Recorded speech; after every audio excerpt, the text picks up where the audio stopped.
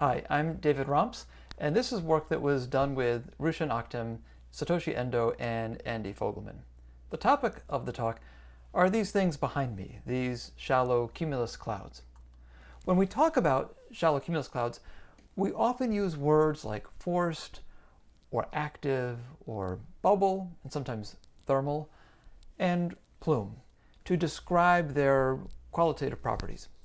Now, what we'd like to do here is figure out if we can quantify those concepts and then actually measure clouds out in the field to determine to what extent they are active or forced, bubble, or plume. So what I'm going to do to begin is just describe what we are defining as the four extremal points or types of clouds based on these kinds of words. So I'm going to begin with a forced plume. So a forced plume is a cloud that, by virtue of it being forced, has its mass, its volume of cloudy air sink back down through the cloud base. And by virtue of being a plume, it's a long-lived cloud, such that the instantaneous volume of cloud, denoted here by Vmax, is small compared to the total volume of air that passes through the cloud during its lifetime, denoted here by V up, the volume of air that's forced up into the cloud, and V down, the volume of air that descends from the cloud down through its cloud base during its lifetime. So V up equals V down, and both V up and V down are much larger than V max, the maximum instantaneous volume of the cloud. So this is one of the four limits that we call a forced plume. Another option, another extremal type of cloud is an active plume. This is just like that forced plume, but with one difference. Instead of the air in the cloud leaving by descending back down through the cloud base, it is detrained up into the cloud layer. In that sense, it is active. So here, V up is equal to the volume of air that's detrained into the cloud layer, and again, V up is much larger than V max, which is what makes this a plume. Another type of cloud we can talk about is an active bubble. Now, a bubble is going to be a type of cloud that fills up and then dissipates or detrains into the cloud layer or sinks back down to the cloud base. In this case, because it's an active bubble, it's going to fill up and then detrain into the cloud layer. So we can see that here, the V up fills up the cloud like a balloon, and then it reaches V max. Now here, V max is equal to V up. Then the cloud detrains into the cloud layer, which makes it active, and so this was our active bubble.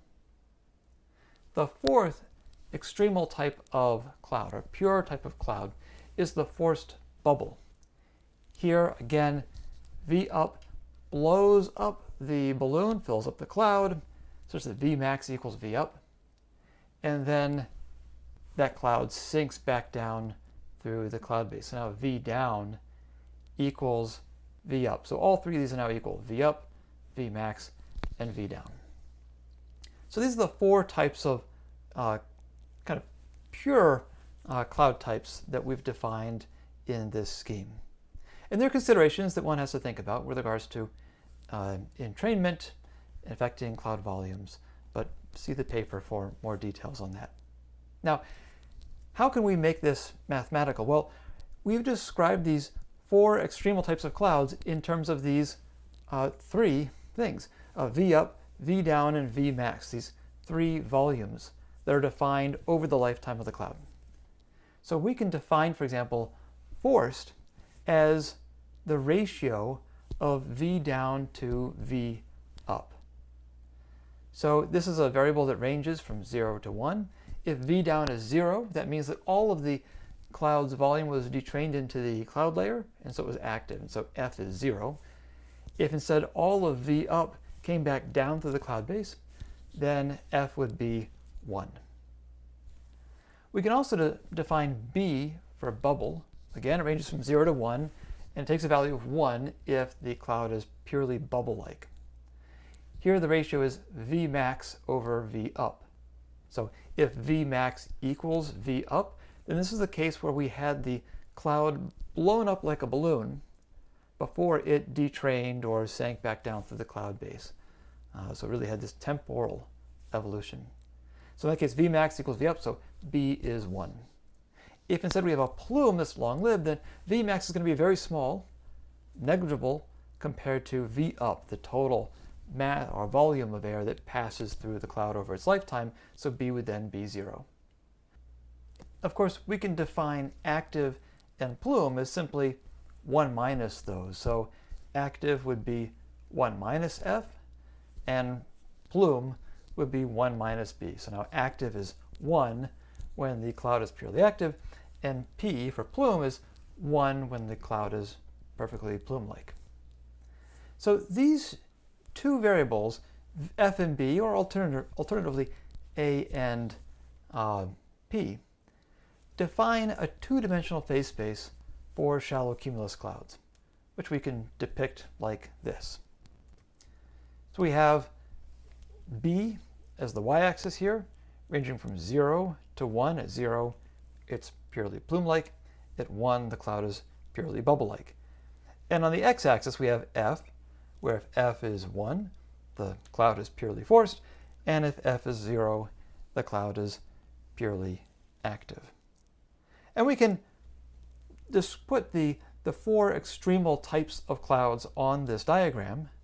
It's a lot of information on here, and you can certainly pause the video now if you wanted to figure out what all these mean, but these really are just pictographs of the various animations that I just showed.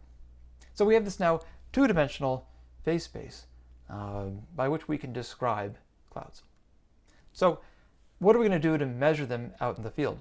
Well, we'll use a unique data set that allows us to actually measure clouds over the course of their lifetime, measure their sizes, their cloud-based areas, and importantly also their maximum volume. And that is this product called COGS, or Clouds Optically Gridded by Stereo.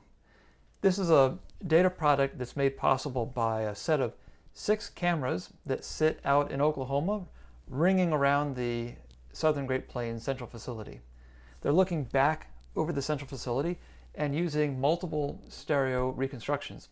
We're able to piece together a 3-dimensional snapshot of the shallow clouds over the facility at any given moment in time. In fact, we generate a 3-dimensional, or really 4-dimensional product that is a 50-meter spacing in the horizontal and vertical and 20-second spacing in time. So we can really watch clouds as they evolve and back out many of the numbers that we need for this analysis. Now, in addition to what we get from COGS, we also need information on cloud-based mass fluxes, and for that we use a vertically pointing Doppler LiDAR. So if we go and we look at an assemblage of clouds over many days in the observations, what do we see? Well, first we can look to see to what degree the clouds are forced or active. So if we look at one of these axes with force going from 0 to 1, from active to purely forced. When we look at the observations, we find that on average, the clouds are right in the middle between active and forced. This comes from data collected over 12 different days. Now, if we look at large eddy simulations, and we've tried to match up the large eddy simulations with the conditions that are as similar as possible to those that were observed at the central facility, including looking at simulations that by a variety of metrics seem to be doing as good a job as possible in replicating the observations. And what we find is that they are generating clouds that are much more active. So clouds that are really depositing much more of their volume into the cloud layer than the observed clouds are. We showed two different results here for two different microphysics schemes that were used, a standard microphysics scheme and a spectral bin microphysics scheme. The spectral bin scheme does a little bit better in regards to being a little bit closer to the observations, but both of them are much more active, are generating clouds that are much more active than we see in the observations. If we look at the other axis, the bubble axis, ranging from plume to purely bubble-like, and we look again at the clouds and the observations, we find that they are very much bubble-like. So we're seeing at the SGP that these shallow cumulus are filling up like a balloon and then popping. And as we saw from the previous slide, they're popping kind of half into the cloud layer and half sinking back down through the cloud base. So they're very bubble-like. They're not long sustained clouds through which large mass fluxes are passing. If we look at the LES in comparison, they are more plume-like, although here the choice of microphysics scheme makes an even more important difference. The spectral scheme is bringing the simulation closer to what we see in observations. So to summarize what it is we see at the SGP site in terms of observed shallow cumulus. So we've defined these metrics for what it means to be active or forced, bubble-like or plume-like. And when we look at the clouds that we see out at SGP, we find that they are very much bubble-like. So they have this transient evolution where V up largely equals V max. So it fills up the cloud, and then that cloud air gets dissipated in one of two ways in roughly equal proportion. About half of that volume gets spit up into the cloud layer, and the other half sinks back down through the cloud base. So to recap, we're seeing clouds that are very much bubble-like, but are halfway between active and forced. So they're detraining half of their air in the cloud layer and letting the other half sink back down through the cloud base.